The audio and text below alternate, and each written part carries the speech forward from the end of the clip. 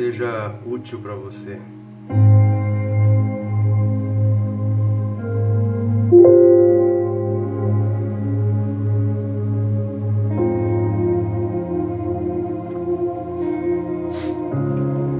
Acho que essa palavra ela vai cair muito bem para os dias atuais que nós estamos vivendo.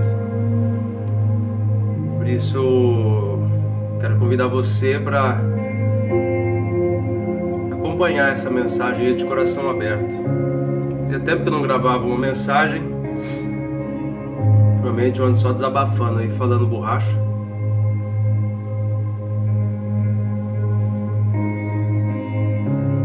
Que você possa receber algo edificante aí para sua vida.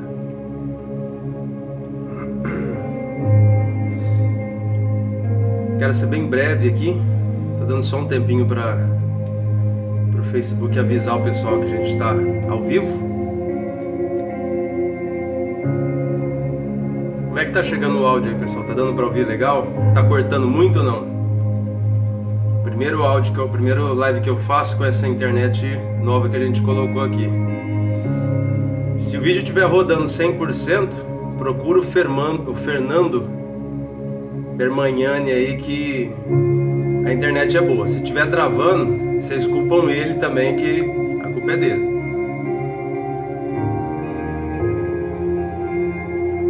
Ó o jabá aí, hein, Fernando? Quero comissão, quero desconto na próxima prestação aí. Próxima mensalidade.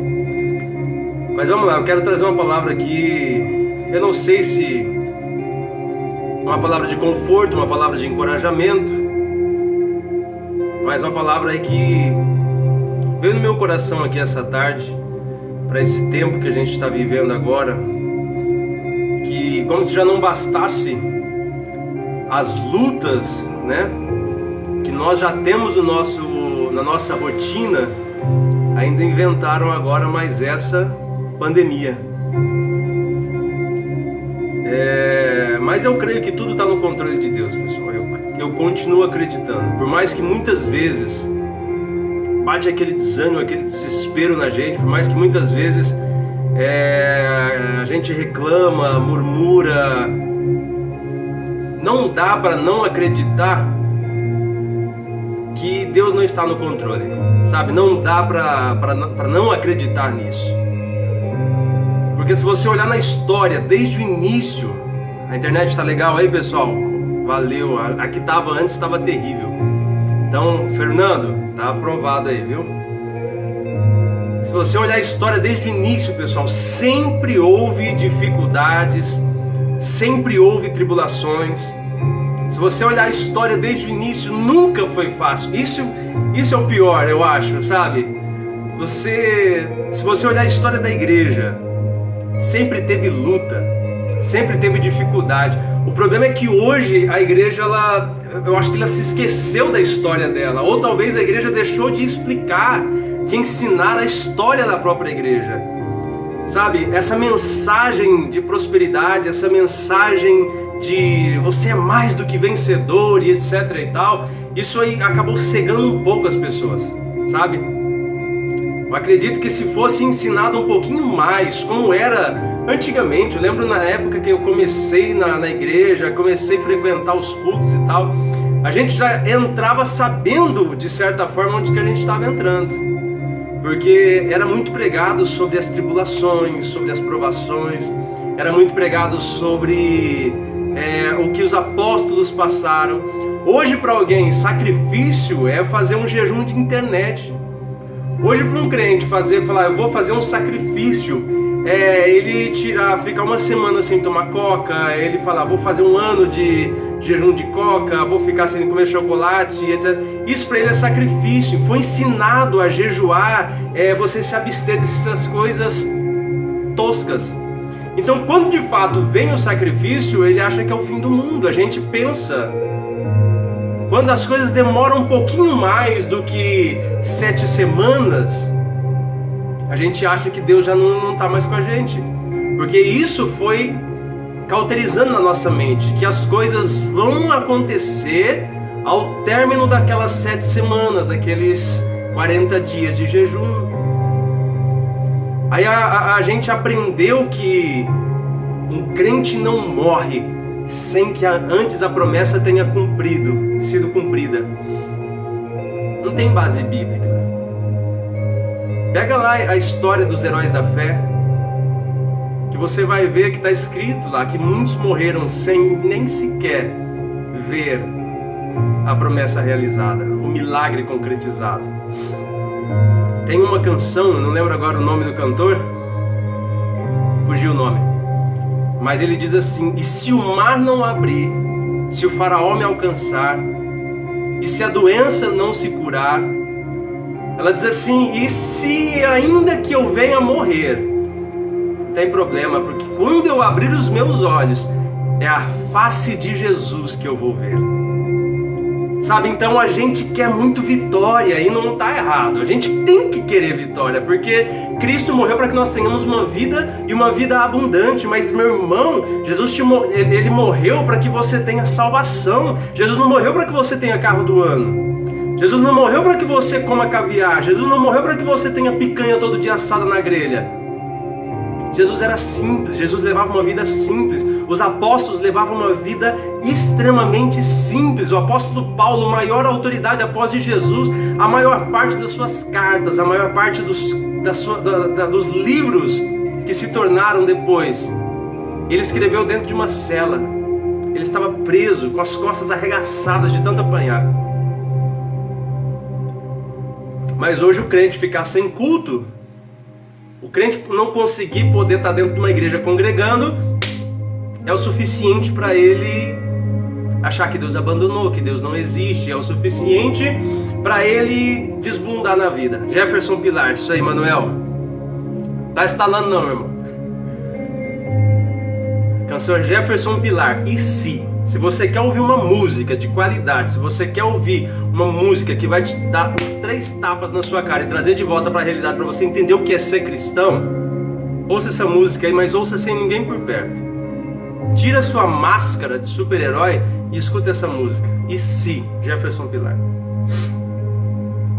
Por conta desse imediatismo, por conta dessa mensagem fraca, por conta desse arroz sem sal, por conta dessa comidinha fraca que é servida nos cultos, dia após dia, as pessoas elas se tornaram extremamente dependentes de público, se tornaram dependentes de plateia, se tornaram dependentes de aglomeração. Pastores se tornaram dependentes de igreja lotada, músicos se tornaram dependentes de gente aplaudindo, por mais que ele saiba que essas palmas não são para ele, é música que acompanha. Então hoje, quando ele tem que entrar sozinho dentro do seu quarto, pegar o seu violão, pegar o seu teclado ou cantar para as paredes, ele não dá conta, porque não está sendo visto. Então, meu irmão, são tempos difíceis. A volta de Jesus, ela nunca esteve tão nítida para essa geração como agora. Porque essa geração não sabe o que é tribulação. Essa geração de agora não sabe o que é perseguição. Nós não sabemos o que é sofrer de fato. Se você olhar a história da igreja, meu irmão, vamos pegar a pandemia agora, é algo terrível, mas pega a história e vai ver quantas pandemias já houve. Peste negra, gripe espanhola e etc. Tantas outras que morreram milhões de pessoas e a igreja estava no meio. Mas se você olhar na história, querido, se você olhar na história, lá no passado, em todas essas pandemias, a igreja do Senhor, ela foi fundamental para o controle dessas pestes. Foi fundamental. Martinho Lutero foi um dos caras que encabeçaram muitas campanhas para conseguir controlar pestes, pandemias que passaram na época.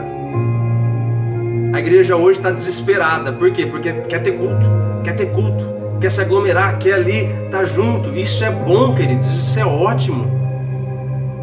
Mas isso não tem valor algum se eu não conseguir ser cristão sozinho, se eu não conseguir ser cristão com a minha família. Isso não tem valor algum se eu não conseguir sentar com a minha família, pegar uma Bíblia e cantar um louvor entre nós, ou falar de Jesus entre nós, ou viver como cristãos apenas no dia a dia. E no domingo não vai levar você chegar aos lugares onde você acredita que vai chegar. Então eu quero dizer uma coisa para você do fundo do meu coração. Tá difícil? Tá difícil. Mas vai passar. Tem uma frase que eu gosto muito que diz assim: toda crise, ela passa. Toda dificuldade, toda tempestade, ela passa. Mas o que vai contar lá no futuro é como você se portou durante a tempestade. É como você se portou durante os tempos de crise. Isso é o que vai importar. O cristão que vai importar é o cristão que vai sair dessa pandemia. O marido que vai importar de fato é o marido que vai sair depois dessa pandemia, é a esposa, é os filhos. Tem um tempo, querido, tem um tempo determinado para esse período de dificuldade. E Deus sabe exatamente quando vai chegar no final. Deus sabe exatamente quando é que Ele vai dizer, chega. Eu li uma frase ontem que é exatamente o que eu penso, que diz assim: a volta de Jesus vai ser Deus dizendo, acabou a palhaçada. A volta de Jesus vai ser Deus dizendo, acabou a palhaçada. Eu penso que muito mais do que Deus vindo dizendo assim, venham filhinhos, venham todos, vai ser Deus dizendo, acabou a palhaçada, agora vamos falar sério. Sabe, irmãos, eu penso assim, às vezes eu sou duro no meu pensamento com relação à igreja dos dias de hoje. Porque eu vivi de perto, vi muita coisa podre nos bastidores da igreja. Então eu digo com propriedade, quando eu digo isso, que se o Espírito Santo fosse retirado da terra hoje, se o Espírito Santo não habitasse mais entre nós, se o Espírito Santo não fizesse mais parte do culto, muitas igrejas sequer notariam a diferença. Muitas igrejas continuariam com as suas programações normais e nem notariam a diferença. Muitos continuariam rodopiando, falando em mistérios, sapateando, continuariam profetizando, continuariam com as suas campanhas, com as suas programações, sem nem imaginar que o Espírito Santo nem estaria mais ali, porque eles já tomaram as rédeas da igreja.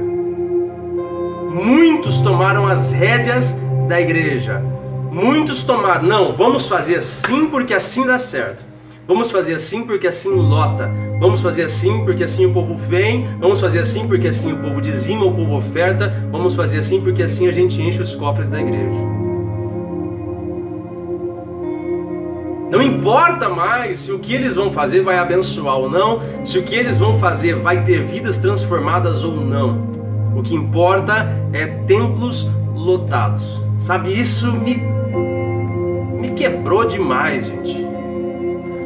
Então quando eu vejo hoje igreja lutando, brigando por membro, igreja brigando porque o irmão saiu da igreja e foi para a igreja do outro, eu falo, tomar banho, meu irmão.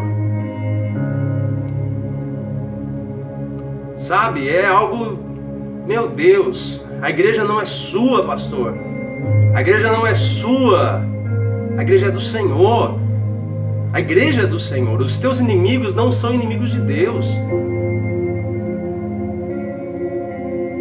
Sabe, nesse tempo de pandemia, o que eu estou vendo de pastor desesperado, com medo de porque a live dele não é tão boa quanto a live do outro, o outro vai parar de assistir a live dele, vai assistir a live do outro, então vai dizimar na igreja do outro. Meu querido,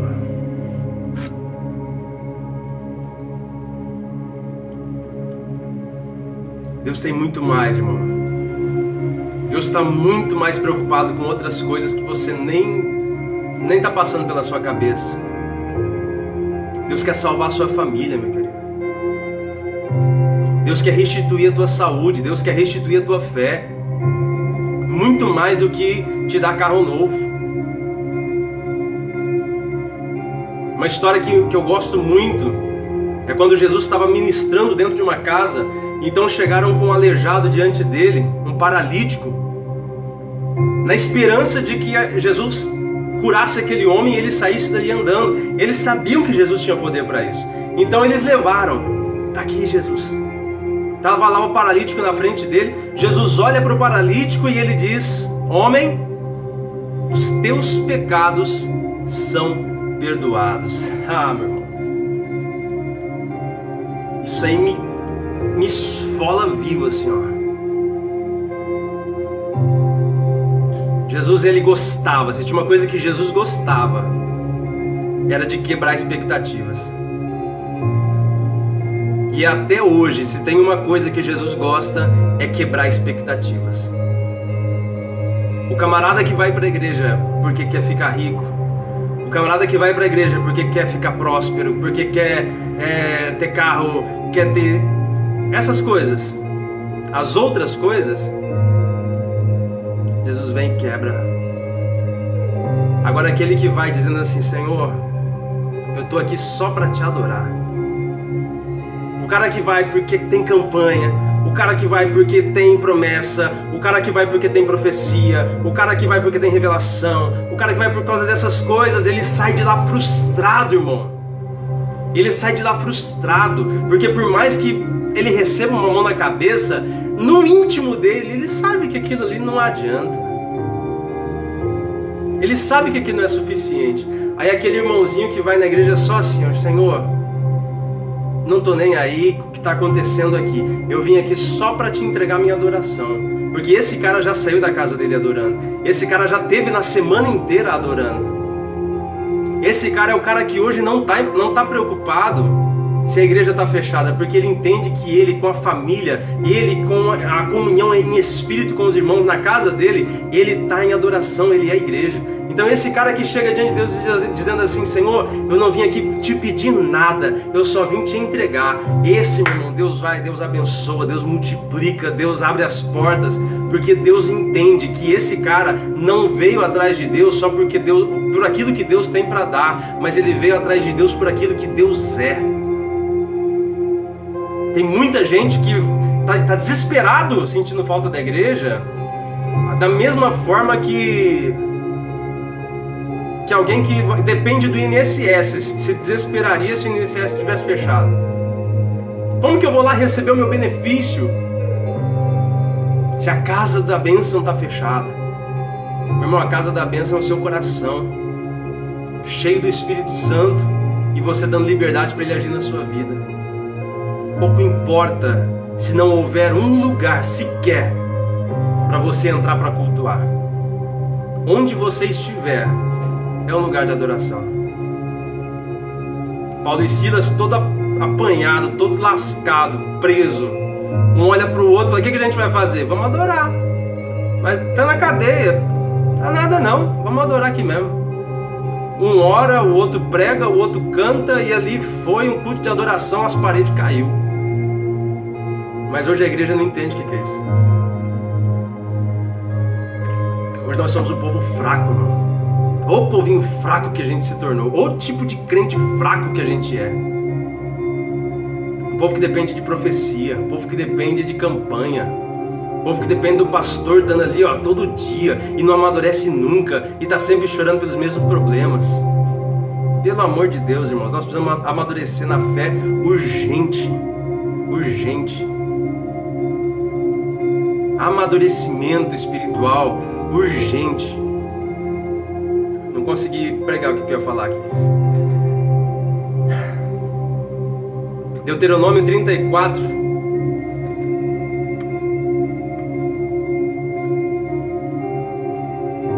Deuteronômio 34, no verso 7, diz assim: Moisés tinha 120 anos quando morreu, mas os seus olhos não se haviam enfraquecido, e ele não havia perdido o vigor. Os filhos de Israel prantearam por Moisés durante 30 dias nas campinas de Moabe. Então se cumpriram os dias do pranto, do luto por Moisés. Josué, filho de Num, estava cheio do espírito de sabedoria, porque Moisés havia imposto as mãos sobre ele. Assim os filhos de Israel lhe deram ouvidos e fizeram como o Senhor havia ordenado a Moisés.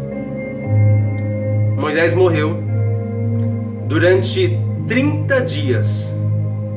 Durante 30 dias o povo chorou. Mas a Bíblia diz assim: ao término dos 30 dias. Cadê?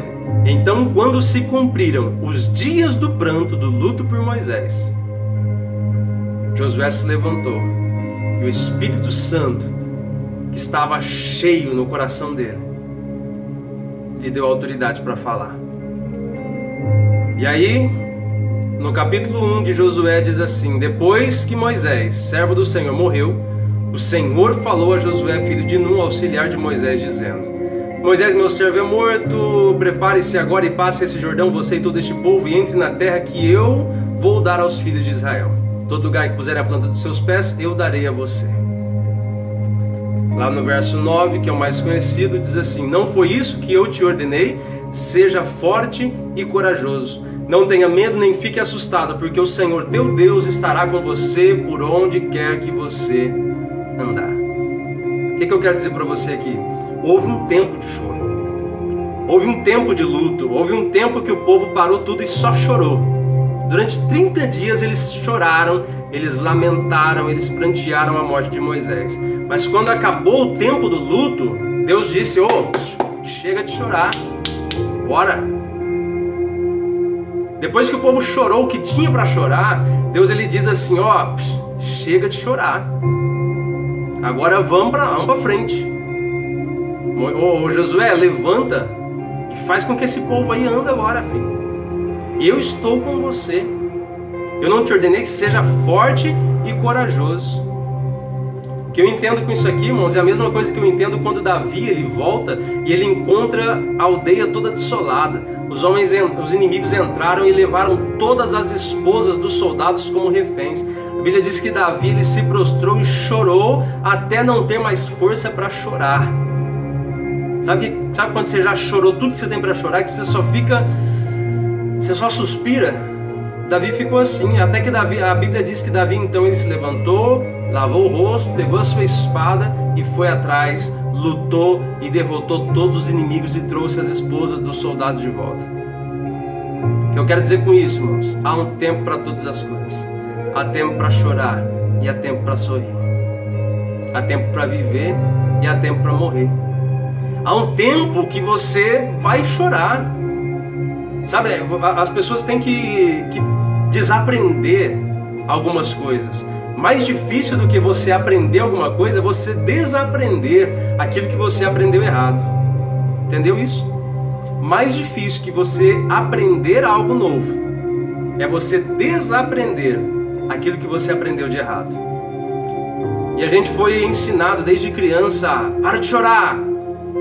Homem não chora, engole o choro. Mas não, irmão, tem tempo para chorar. Nem que for escondido no banho, tem tempo para chorar, tem tempo para você abraçar o travesseiro, chorar igual criança. Mas o que não pode é você passar o resto da sua vida chorando, se lamentando por aquilo que você perdeu. Ainda que essa perca seja uma perda, seja alguém. Ainda que alguém tenha partido, seja porque faleceu, ou seja porque te deixou e foi embora. Vai ficar se lamentando até quando? Existem pessoas que dependem de você hoje. Existem pessoas que querem ver a sua alegria hoje. Existem pessoas que torcem por você hoje. E mais do que isso, Deus hoje, Ele olha para você e Ele quer ver você sorrir. Deus hoje, Ele olha para você e Ele está dizendo: até quando vai chorar por aquilo que já foi? Até quando vai se lamentar por aquilo que não deu certo? Tem algo novo vindo. Sabe, queridos, eu por muito tempo, depois que eu parei com o ministério pastoral, por muito tempo, mal orar eu conseguia. E cada vez que eu começava a superar, vinha palavras assim, sabe? Que eu falava, poxa gente, já passou. Até hoje tem vezes que tô levando a vida e de repente fulano tá falando isso aqui, fulano falou aquilo, fulano postou aquilo. Vá pra casa do pastor orar. Meu irmão, supera. Sabe, durante um tempo eu chorei, queridos. Chorei. Quando algumas coisas não deram certo na minha vida, durante um tempo, como eu chorei. Mas já foi, querido, já foi. Superei, vamos embora. Tem gente que fica preso em algumas situações e é por isso que a vida não vai pra frente. Sabe, irmão, você perdoar, você abrir mão e você seguir a tua vida, não é nem pelo outro, é por você. Porque às vezes o outro nem sabe que você existe e você tá lá. Vou pôr isso aqui. O outro já te bloqueou faz tempo, nem sabe que você tá postando. E as pessoas estão tendo dó de ver você aí ainda se lamentando, sabe? Vou postar essa indireta. Gostei. Eu costumo dizer que indireta em rede social é igual granada em praça pública. Você joga, você explode para um monte de gente e o alvo da granada nem escutou a explosão. Sabe, irmão, é tempo de superar algumas coisas. Quer viver algo novo na sua vida? Supere as perdas do passado. Quer viver algo novo na sua vida? Vira homem, pelo amor de Deus. Vira mulher. Eu não sei para quem que eu tô falando aqui. Atualizou a internet, o Face aqui até mudou, isso eu achei bacana. Eu não sei nem quem vai ouvir depois isso. Mas por algum motivo você chegou até aqui. Deus está dizendo para você algo, ainda talvez que você já seja bastante. Mas se você chegou até aqui, Deus está dizendo para mim e para você, seja homem, seja mulher e não peça permissão para isso. Se você é homem, Deus está te chacoalhando hoje dizendo, ei, seja homem. Para de ficar chorando. O tempo de chorar já passou. Deus está te pondo no colo hoje e está dizendo assim, filha, vamos amadurecer? Vamos virar mulher? Que tem uma família hoje para você cuidar? Vamos parar de chorar por aquilo que não deu certo?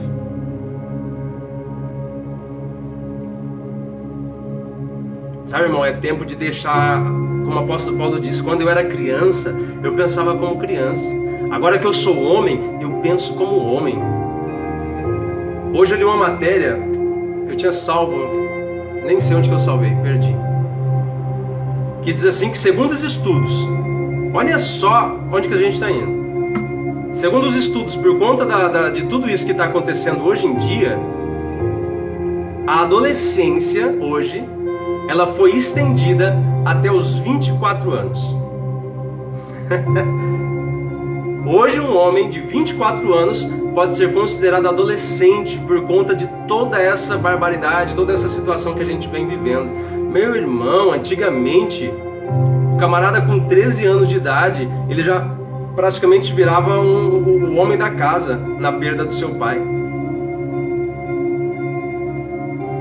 Senta com o teu avô. Se você ainda tem o teu avô, senta com ele e fala pra ele assim, avô, hoje em dia um rapaz até os 24 anos, ele é adolescente. Sabe aquele memezinho daquele velho de chapéu? Ele vai falar assim, te senta a vara, moleque. É incrível o que estão fazendo, irmãos. É sutil. É bem sutil a coisa. Enquanto isso, Deus está dizendo para você, é tempo de você virar homem de verdade. Encarar a realidade, assumir as responsabilidades. Já chorou o que tinha? Lava o rosto. perdeu o emprego por conta da pandemia? Vai ser fácil? Vai não. Perdeu a família nesse tempo de pandemia? Vai ser fácil? Vai não. Tem o direito de chorar? Tem. Você não tem o direito de abrir mão do seu futuro por conta do que você está vivendo no seu presente. O que nós não temos o direito é de sacrificar os sonhos de Deus na nossa vida, porque os nossos sonhos se frustraram. Estamos vivendo dias, irmãos, que não vai ser fácil não.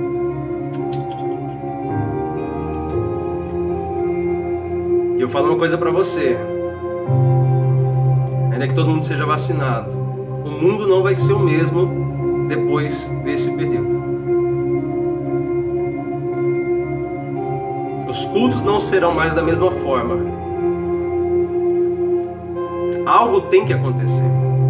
Algo novo tem que acontecer. Algo tem que ser mudado. Então o que eu digo para você é que você fique com essa palavra. Se tiver que chorar, chore como um homem. Chore como uma mulher. Chora mesmo. Chora até não ter mais lágrimas para chorar, igual Davi. Só que depois que você chorou, não fica remoendo para chorar de novo, não. Sabe quando você acabou ali, igual Davi, não tem mais nem lágrima para chorar. Aí a pessoa para. Quem já passou por uma desilusão amorosa, quem já passou por uma perda, algo do tipo, vai saber o que é isso. Quando você acaba de chorar, você para e fica relembrando. E você fica lá remoendo. Aí você começa a chorar de novo. Aí que está o problema. Chorou o que tinha para chorar? Para. Lava o rosto e vai encarar a vida. Chore o que tem para chorar. Mas depois disso, Deus, Ele diz para você e para mim: não foi isso que eu te ordenei? Seja forte e corajoso. Não tenha medo nem fique assustado, porque o Senhor teu Deus estará com você onde quer que você andar. A minha oração, o meu desejo nessa noite é que o Senhor Ele nos encha de coragem. Talvez a gente não sabe mais nem onde procurar essa coragem. Que o Senhor Ele nos encha de ousadia. E ainda que o mar não se abrir, ainda que o gigante não cair, ainda que o faraó te alcançar, ainda que a doença não se curar, a gente não se esqueça que tem algo maior nos esperando. Maior do que um carro zero, maior do que o emprego dos sonhos, maior do que tudo isso. Existe uma vida após a morte. E existe uma morte após a morte. Então, mais importante do que a gente está passando aqui hoje é o que virá depois. E as nossas atitudes hoje podem definir o que vai ser. Podem e irão definir como que vai ser quando a gente fechar os nossos olhos pela última vez aqui nessa terra. Deus te abençoe em nome de Jesus e que essa palavra possa servir de alguma forma para edificar a sua vida. Deus abençoe você e sua casa.